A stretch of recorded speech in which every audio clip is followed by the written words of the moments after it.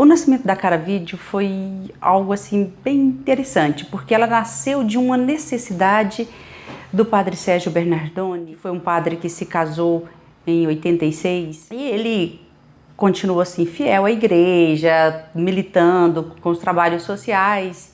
E aí ele precisava sobreviver. Aí ele teve a ideia de abrir uma loja de audiovisuais. Começou lá no setor Crimeia Leste, ali na Avenida Fuad Rassi, no Centro Comunitário João 23. E eu, junto com a Lúcia, uma colega minha, fomos as primeiras funcionárias a trabalhar com o padre Sérgio Bernardoni. Então a gente começou, nós tínhamos o quê? Fitas de cassete, né, aquelas VHS, e fitas e slides na época. Então a gente tinha esse material mais religioso, educativo. Depois de um certo tempo, foi crescendo, porque a gente não fazia publicidade. A gente mudou para 90, que é acima da Praça do Cruzeiro, ali ao lado da paróquia São José, que o padre José, acho que esse é o nome dele, que arrumou pra gente, cedeu para nós uma sala e nós começamos. A gente ficou lá uns 3 anos e fomos crescendo, porque a publicidade boca a boca foi fazendo com que a loja crescesse. E o nosso público maior eram estudantes e professores universitários. Cresceu de forma espontânea, porque eu acho que tinha uma demanda e as pessoas não haviam percebido isso. Eu acho que o padre Sérgio teve uma grande sacada de que havia uma lacuna aí e que tinha público para esse cinema alternativo, que a gente começou a ter cinema nacional, cinema europeu.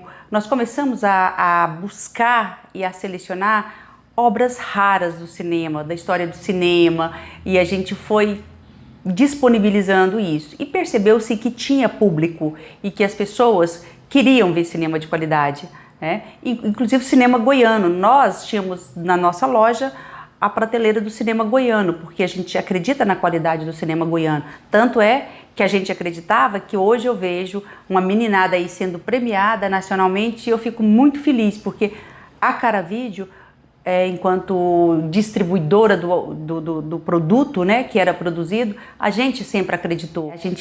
Acho que nós tínhamos razão quando a gente pagou o preço de acreditar e de apostar nessa necessidade de mercado e que as pessoas gostam de um cinema alternativo, dessa coisa que tem conteúdo, que você pode apreciar, que você pode refletir, questionar. Então a gente percebeu que tinha essa necessidade. Tanto é que os responsáveis por esse crescimento da Caravídeo foram os professores e alunos.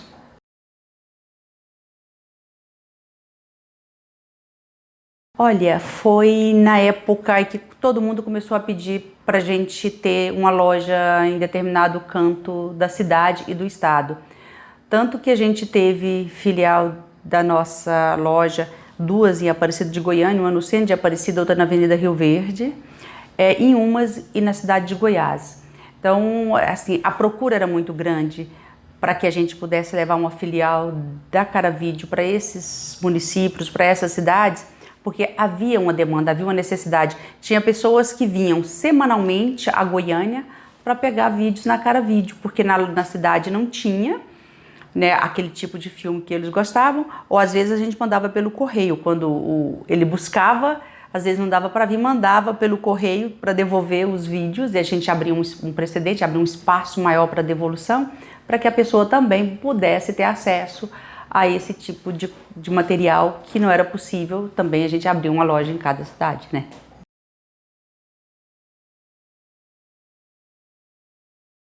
O que aconteceu com todas, não foi, né, assim, não foi uma coisa, um problema específico nosso, porque os canais por assinatura, a disponibilidade desse material todo na internet, não havia comodidade que você tem de assistir na Netflix, em outros meios que você tem para assistir hoje. Você assiste filme no celular, né, na mão, então não precisa. Então, essas novas mídias, elas foram contribuindo para que as videolocadoras não tenham mais necessidade, né, de existirem fisicamente, até porque é muito caro você manter um espaço aberto, funcionando, pagando os impostos, com todos os encargos que você tem para manter uma empresa funcionando, com toda a estrutura, porque a estrutura tem preço, né? E aí, para poder disponibilizar esse material raro. Mas hoje a gente encontra praticamente tudo na internet. Então, a gente não tem necessidade de ter um espaço físico para poder ter acesso a esse acervo que a Caravídeo, ao longo de mais de 20 anos, disponibilizou, né? Então, assim, eu acho que a Caravídeo contribuiu com a função que ela veio e agora já não havia mais necessidade. Hoje, esse material que era tão difícil para a gente achar, tão caro para a gente comprar e disponibilizar, hoje ele está num clique, você consegue.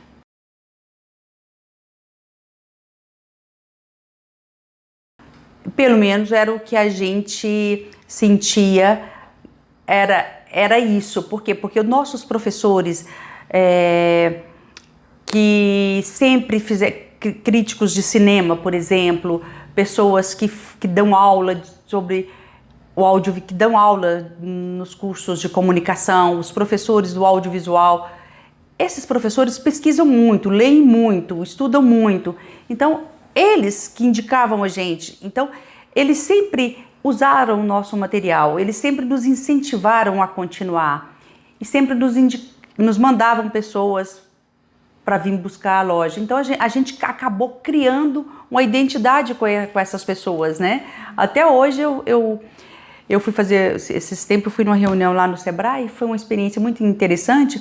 Uma menina nova chegou para mim quando a gente vai se apresentar. Eu falei quem era, o que eu fazia, essas coisas. Aí a menina virou para mim assim, eu posso tirar uma foto com você? Aí eu disse, comigo? Pensei, meu Deus, que estranho, né? Ela falou assim, não, porque eu cresci dentro da Caravídeo, eu quero mostrar pro meu pai que eu achei você. Então assim, e uma menina da área de comunicação. Então você percebe que essa identidade ela é recíproca, né? Com esse pessoal que gosta de cinema diferenciado, esse alternativo, esse pessoal dito mais cult, tem essa afinidade com a gente, assim como nós temos com eles.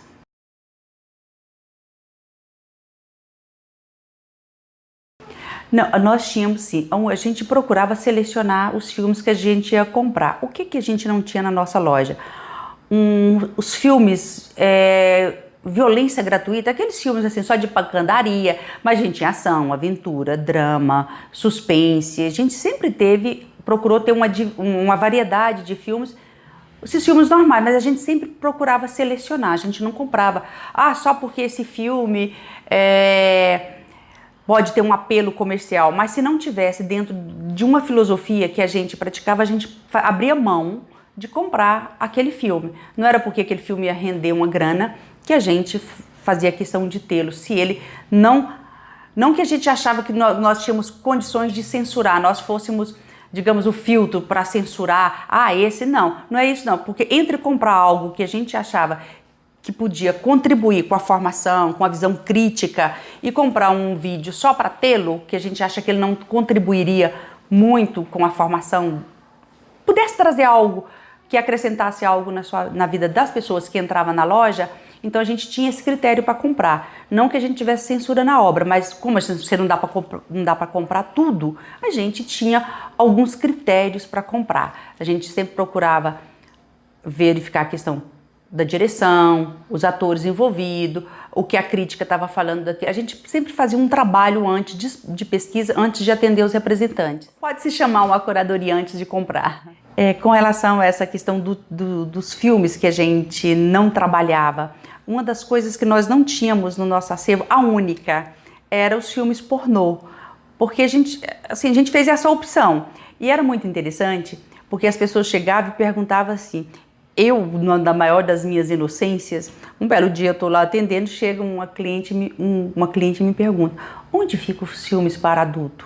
Aí eu disse, bom, só aquela sessão é infantil, o resto é tudo para adulto, mas eu te juro que eu não estava curtindo com a mulher, eu só não tinha entendido a pergunta, né? Porque eu sempre soube filme pornô, eu não pensava filme para adulto, porque eu pensava ação, aventura, drama, porque lá vem censurado, 18 anos, 15 anos, 16 anos, então vem os filmes, mesmo sendo drama, ação ou policial, vem a faixa etária que você não é indicado para menor de 18 anos, porque tem cenas de violência, cenas de sexo, essas coisas assim muito apimentadas. Mas nós tínhamos esses tipos de filmes com cenas apimentadas, com cenas.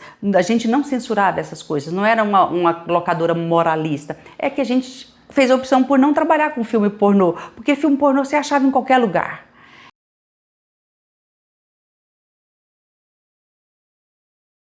Paralelo à locação de vídeo, assim, simultaneamente, a gente criou a Cara Vídeo Produtora. E a Cara Vídeo, a gente fez parceria, a gente teve parceria com as universidades, tanto com a Federal quanto com a PUC, a antiga UEG, né? O CG. A gente oferecia estágio, a gente teve muitos alunos de comunicação da UFG, principalmente, que passaram pela Cara Vídeo para fazer estágio. Então a gente tinha uma produtora assim que trabalhou bastante. Nós fazíamos muito trabalho para os movimentos sociais, para as igrejas também, independente de serem da religião que professasse. A gente tinha, tanto é que temos até hoje uma ligação muito forte e continuamos com um trabalho ecumênico. Isso foi resultado do trabalho que a gente fazia, tanto quanto locadora, tanto quanto produtora.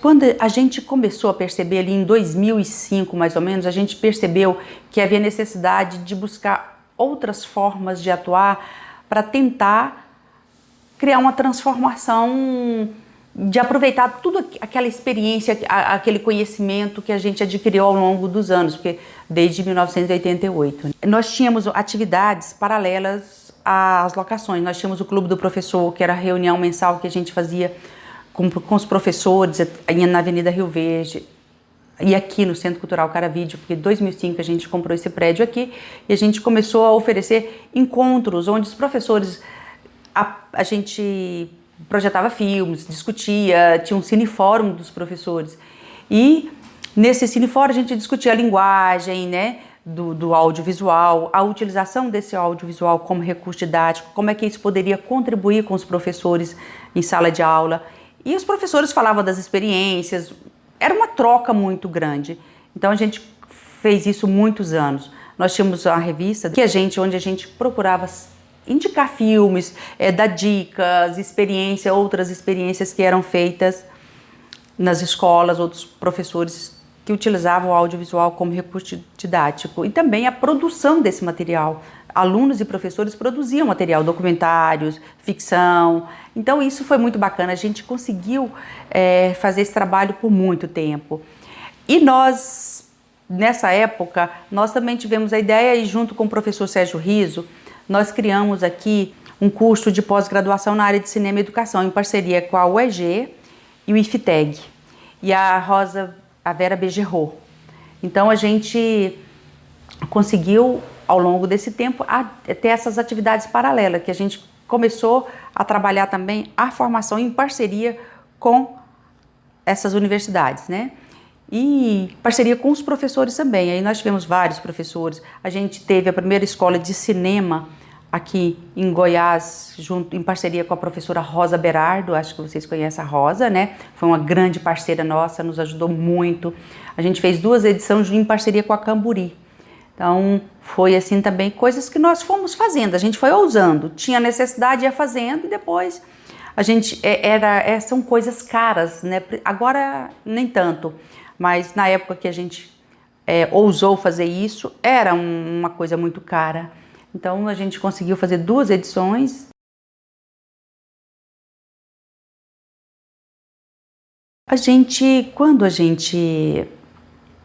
Quando o Padre Sérgio ficou muito doente, as coisas foram piorando, a gente passou a loja para o Mazuki, um menino que trabalhou com a gente mais de 13 anos.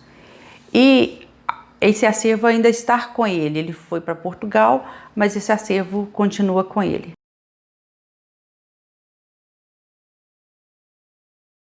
A gente tinha um sonho de não deixar morrer tudo que a gente construiu ao longo desses anos. Aí a gente comprou esse espaço para que ele pudesse dar continuidade àquilo que nós plantamos ao longo desses anos, né? Que era esse relacionamento bem estreito com os movimentos sociais, com a cultura. Porque, por exemplo, desde que a gente comprou aqui, a sede da ABD é aqui.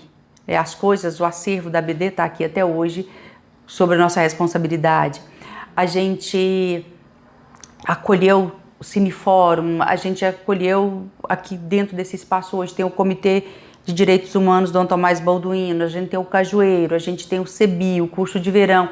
Então, esse espaço continua fomentando aquilo que nós fizemos a vida toda, porque a Caravídeo nasceu disso, nasceu do trabalho que nós já fazíamos, porque toda a vida eu trabalhei com o Padre Sérgio, foi meu primeiro trabalho, eu comecei a trabalhar com ele nem era casado ainda, eu era menor quando eu conheci ele e trabalhei com ele a minha vida toda. Eu comecei a trabalhar com ele como funcionária e depois virei sócia, depois de alguns anos, eu virei sócia dele na locadora, depois na produtora e assim tudo na vida. A gente foi sócio a vida toda, foi uma parceria de vida muito legal, é uma experiência assim muito rica, que eu acho que eu ganhei demais. Valeu a pena ter vivido essa experiência, porque eu acho que nessa encarnação eu não vou ter a chance de ter uma outra experiência de um relacionamento tão fiel, tão bonito, de tanta cumplicidade como eu tive com ele.